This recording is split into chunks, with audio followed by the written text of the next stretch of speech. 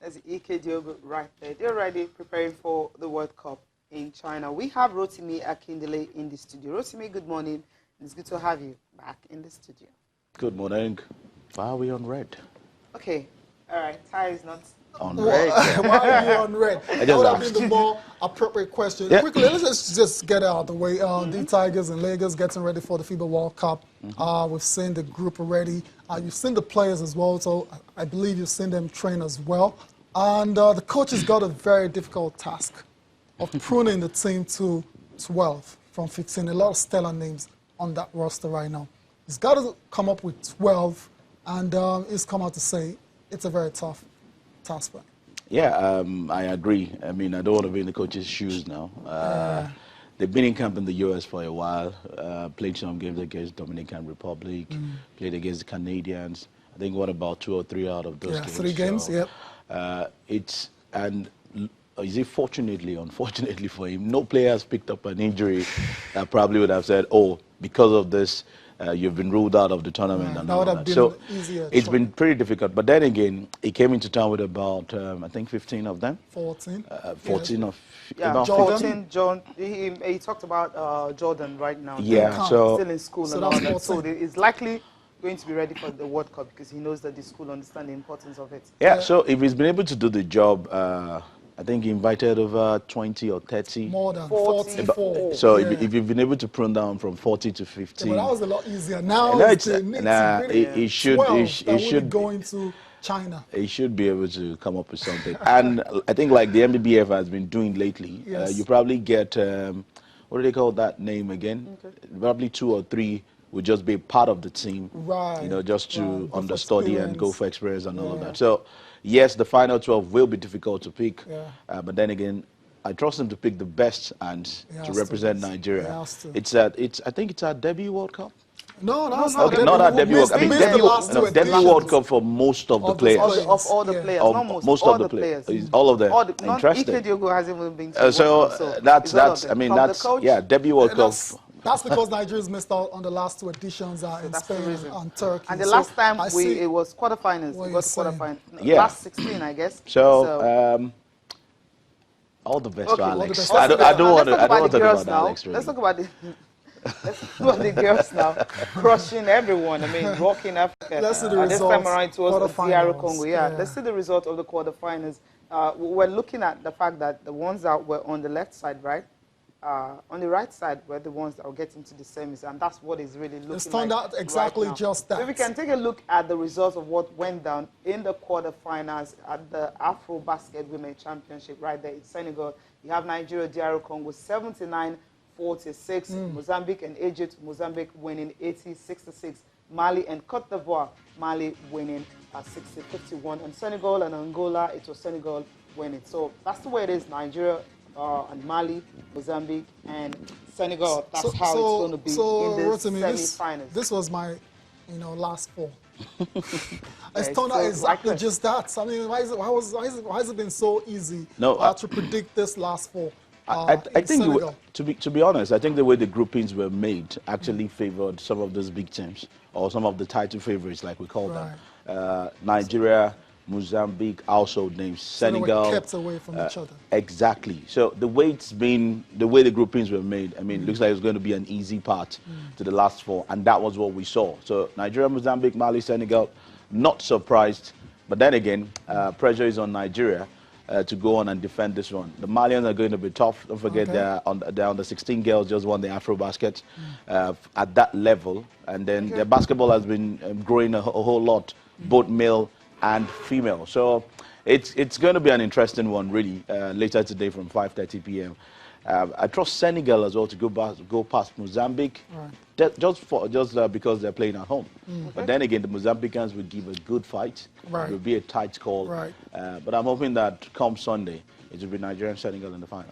Quickly, before we leave this particular matchup against DR Congo, let's talk about the top performer on the day was Ezine Kalu for the D Tigress. Yeah. Decent numbers she put up for Nigeria. 17 points she had, Ezine Kalu, 2 rebounds, 2 assists, and 5 steals. Feeling the stats, yeah, right? fantastic Just feeling performance there from Ezine Kalu. And semi-final pairings have been, set now, and it's going to be Nigeria taking on Mali later today, 5:30. Remember, these two teams met 2 years ago. That was in Mali, actually. Nigeria won that game 48-47. I remember that one. It was so very So nervy close, times yeah. for Nigeria. Nigeria won that particular matchup. But this time around, hopefully, it's not that close. And the last semifinals is between Senegal and Mozambique. Okay, let's leave basketball now and move straight to wrestling now. Nigerian Wrestling Federation, they've unveiled 16 athletes. The last time they went with 23, but this time around they had to go with 16 because, according to the organizers that are talking about Morocco, they said they want Olympic graded athletes or whatever that in that particular category. That's the reason. So they had to print it down, and of course, the only numbers they could go with is actually 16 athletes. Now they had 52 athletes in camp. They started 5th of July right there in Yanagua. This is the unveiling ceremony. All of them looking good and smart. Why you? What else? Rotimi is probably laughing like, what else? Looking good and the smart. athletes are going to compete in the men's That's freestyle, right? the women wrestling.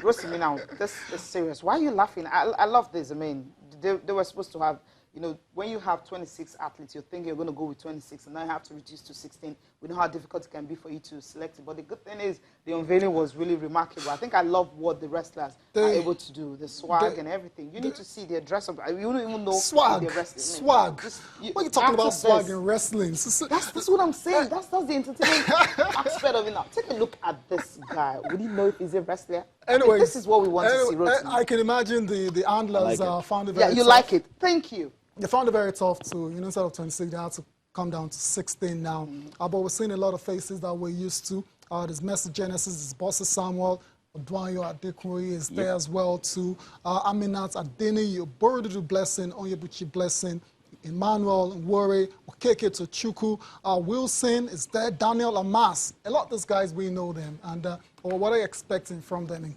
Congo? Oh well, in Morocco, Rabat, I beg your pardon. Yeah, it should be an exciting tournament for Nigeria. I think we've been dominant on the African scene for a while, so I don't expect anything less. Go to Rabat, Morocco. Yes, you might probably have a push, competition from competition, Egypt, especially from the North African side. Right. Egypt, like you rightly mentioned, Morocco as well as those nations would want to put up a fight. But I don't see any of these guys, not at least coming up with a medal.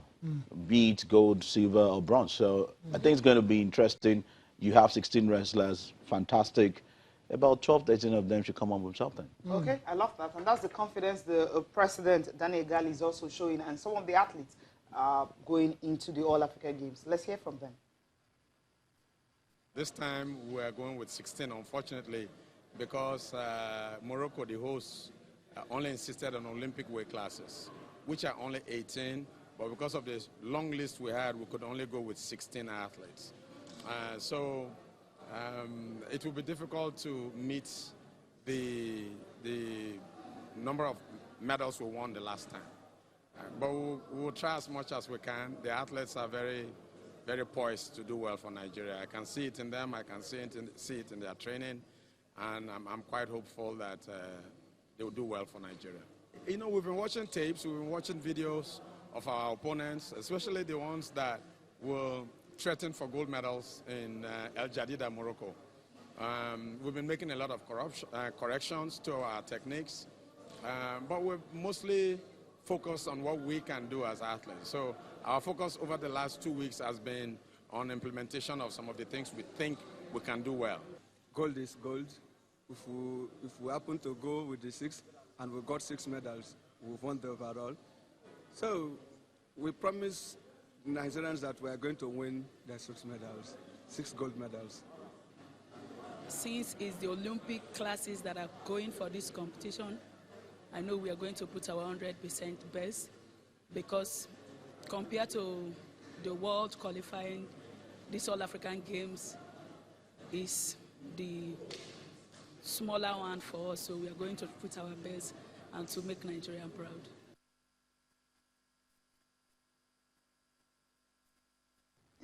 Welcome back. Ben Alaya has joined us in the studio. Ben, good morning. It's good to have you.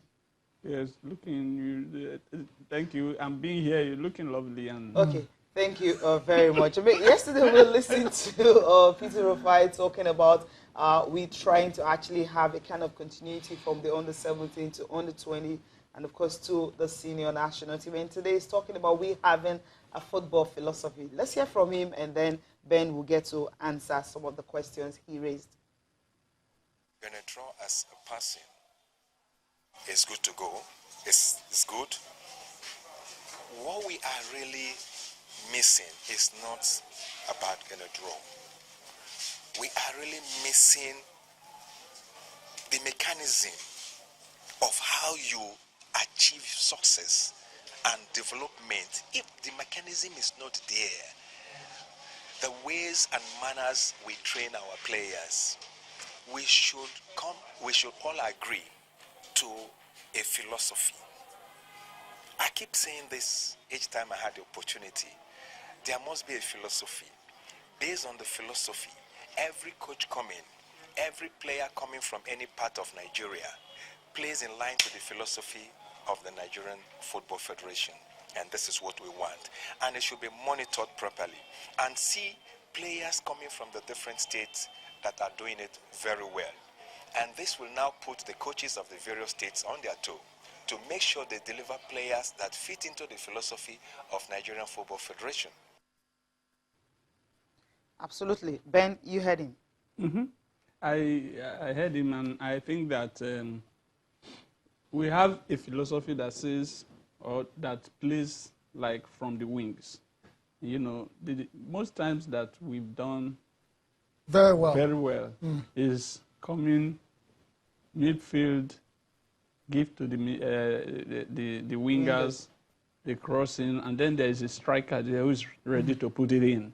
And in the days of Big Shegun Ontebami, you know, in the days of Ndubisi Okosieme, if you can recall, in the days of Tarila Okorowanta, those were wonderful days. And so, if that is the philosophy he's talking about, I think is good, even in his days. Talk about his days, Amuneke and Finidi. Absolutely. Right. Okay. When we won the Nations Cup, he was in goal. You know, it was not preferred. It was Aloy Agu who was preferred by Clemens Westerhoff. But due to agitation from the media and the rest of the Nigerian public, he came late, and then he got in there, and then we won the championship. Right. And I think that Amuneke Amuneke didn't play until the last match, the final, and he scored the 2 goals that gave us the trophy. Against Zambia, right? Amazing. Okay. Rotimi, I mean, for me, philosophy, football philosophy, it looks like a buzzword out there for me. It's quite trendy. Let me put it that way. For example, you're talking about philosophy now. There was a time when Nigeria used to produce great wingers. That's not been the case for a long time now. They are still around. It's great just wingers? That, yes, they are still around. It's just that we are not sourcing for them. It's true. Because those great wingers, Finidi George, Emmanuel Amuneke, and co, were sourced locally. Right. And there are plenty of them around that are not being sourced, even from the second tier, from the first tier, from everywhere. Yeah, but for what we have right now. At times, it's laziness of the technical crew of the national team. Right. And we should not give them that. I don't know what their contract is. Go down, look for players, look for wingers, look for... Well, I mean, let me come in here. Tourism, is it the job of the national team, is the coach of the national team, to actually source for these players? Why do we have a technical crew? I think what Rufai said really about NFF's football philosophy is broad. It's not just about how you play on the field of play. And it's not about... I think what this present NFF had done with grassroots has been very good. So also bringing in players from different parts of the world to come into the team and all of that. I think it's been fantastic. You only need a template that will work and that will last. So if you have under 23 coaches, under 20, under 17s going in there, which they've done to source for players and all of that. I mean, where do we get the 50 players that have been invited into under 17 camp, 44? 30 and all of that? It's because these coaches, especially the ones on the home front, have been going out to source for these players. But what the NFF as a body should be doing is when they come into the scene, how well can we help harness their talents? We should have a working template. I think that's the philosophy he's referring to. I think to add to his opinion, there is a scouting team for the Nigerian players. Yeah, we have Agali is there, and he's played at the highest level. He's played in Germany. And so what I think is the technical crew is still not doing well. We should put them under pressure because we are paying them so much. And it's not about